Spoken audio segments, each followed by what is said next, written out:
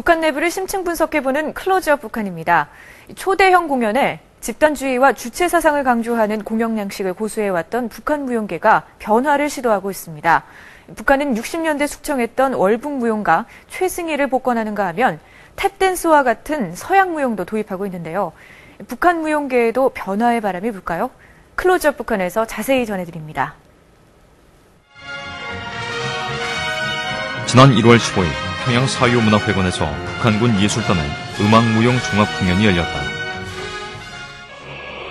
김정일 위원장 사망 한 달 만에 열린 이 공연에서 북한군 예술단은 3편의 무용 공연을 선보였다.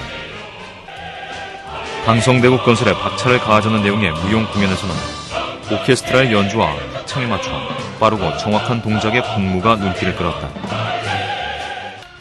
타프춤으로 소개된 무용 공연에서는 군복을 입은 무용수들이 현란한 발동작으로 탭댄스를 추었다. 최고 지도자를 찬양하고 체제의 우월성을 강조하는 내용은 과거와 다를 것이 없었지만 춤의 동작과 구성은 뮤지컬을 보는 것처럼 서구식 무대 공연을 떠올리게 했다. 최근에 이제 북한의 어떤 예술단들이 어떤 대중예술단에서 하는 공연들을 보면은 타프춤이라 그래서 이제 탭댄스를 북한식으로 이렇게 재구성한 그런 공연이 상당히 많이 유행을 하고 있거든요. 그래서 그런 걸로 봐서는 이제 북한의 무용의 입장에서는 그동안에 너무 좀 단선적으로 발전해 왔던 거를 적극적으로 바깥의 외부의 무용 스타일이랄까 이런 걸 좀 수용하면서 북한식으로 재구성해 나가는, 그렇게 해서 뭔가 좀 변화를 모색하고 있는 게 아닌가. 북한 무용계는 해방 직후 불모지나 다름없었다. 그러나 1946년 무용가 최승희가 남편 안막과 함께 월북하면서 북한 무용계는 급속히 발전하기 시작했다. 국가 건설 초기 민족 예술을 부흥시켜야 할 필요성을 절감하고 있던 김일성은 최승희를 전폭적으로 지원했다.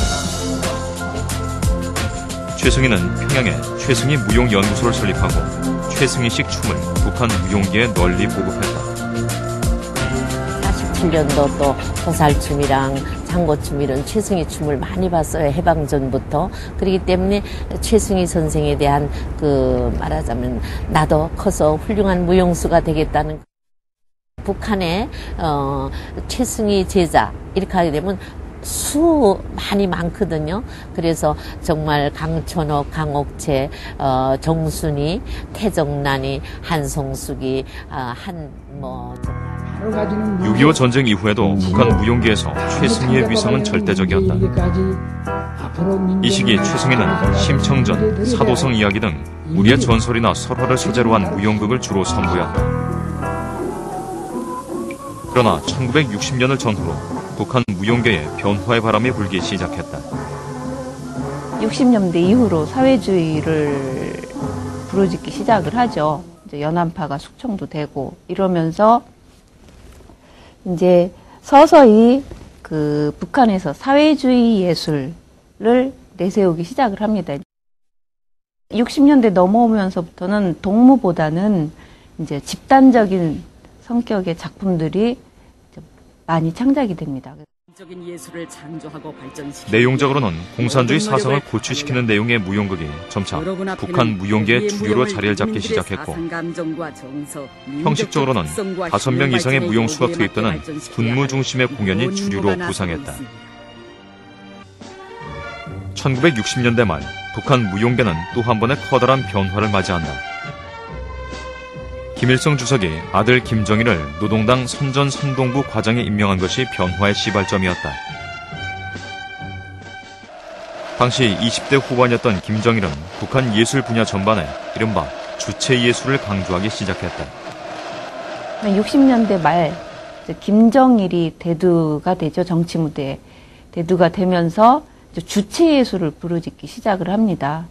김정일을 필두로 한 무용예술론이나 이런 것들이 내세워지면서 주체예술로서의 4대 혁명무용, 음악무용 서사시, 그다음에 음악무용 시극, 다양한 형태의 음악과 무용이 하나가 돼서 여러 가지 대형 무용 작품들이 이제 선을 보이게 되죠. 70년대 들어 북한은 무용작품에서 사상성과 혁명성을 더욱 강조했다. 그리고 극적인 효과를 위해 음악과 연극, 무용을 결합한 종합예술 형태의 공연을 탄생시켰다. 히바다, 꽃 파는 처녀로 대표되는 5대 혁명 가극과 조국의 진달래 등 4대 명장 무용 등 북한이 자랑하는 대형 무용 공연들은 모두 이 시기에 창작된 작품이다. 그리고 북한 무용의 기틀을 닦았던 최승희가 1967년 숙청된 이후 전통춤에 기반했던 민속춤은 한동안 무대에서 자취를 감추었다. 1980년대에 들어서면서 무용 공연의 규모는 더욱 커졌다.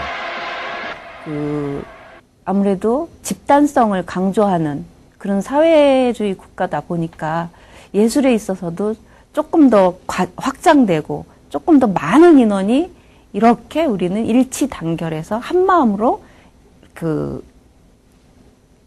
조국을 사랑하고 우리 원수를 찬양한다라는 그런 표현을 내세우다 보니까 그렇게 된 게 아닌가.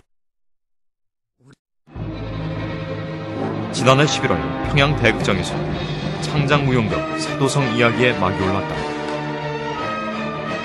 외적과 맞서는 백성들의 투쟁과 신분을 초월한 사랑 이야기를 담은 이 공연은 최승희가 안무한 작품이다.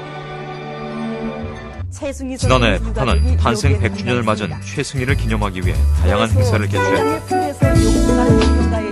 최승희의 업적을 실은 책을 출판하는가 하면 애국 열사릉에 안치된 최승희의 묘수에 헌화하는 장면이 방송되기도 했다. 40여 년 전 숙청됐던 최승희가 다시 북한의 최고 무용가로 부활한 것은 김정일의 지시 때문인 것으로 알려지고 있다. 2003년에 애국 열사릉에 이제 최승희가 다시 안치되면서 정식 복권이 이제 확인되었고요. 민족문화유산의 관점에서 최승희의 어떤 무용의 자산 이런 것들을 김정일 위원장 입장에서 다시 평가하는 그런 지시가 있었기 때문에 그런 관점에서 이제 복권이 된 거다 이렇게 볼 수가 있겠습니다. 최승희의 복권 외에도 북한 무용계에는 또 다른 변화의 움직임이 보이고 있다. 지난 2009년 평양음악무용대학에 속해있던 무용 부문이 분리돼 무용대학으로 승격됐고 발레 무용단이 설립된다는 소식도 들려왔다. 하지만 북한 무용은 여전히 독자적인 예술보다는 체제 선전의 도구로서의 역할이 더 큰 것이 현실이다. 때문에 북한 당국은 일반 주민들보다도 예술인들의 사상 검증을 더 엄격하게 하는 것으로 알려졌다. 북한에서 다 모든 평범한 사람들은 다 주당생활 총알을 하거든요. 예술인들은 2일 당생활 총알을 합니다. 가장 건전해야 당의 지도 이념을 이끌고 나가는데 선구자전, 선동자적 역할을 할 수 있다는데 중심이 모티브가 박혀있기 때문에 그렇게 하고 있다라고 아시면 될 것 같아요. 또 폐쇄적인 북한 사회 분위기도 북한 무용 발전에 걸림돌이 된다는 지적이다. 북한에서는 모든 활동이 어떤 국가의 지휘나 통제하에서 이루어지기 때문에 어떤 새로운 어떤 창조적인 발전 이런 점들이 좀 근본적으로 어렵다는 점 이런 게 이제 큰 문제가 있겠고요. 또 하나는 이제 1970년대 이후에 어떤 주체 예술의 모든 예술 어떤 방법이라든가 창작 과정이 이제 역시 통제를 받고 있는 그런 상황이라서 어떤 새로운 어떤 스타일의 변화 이런 것들이 좀 좀처럼 쉽지 않다.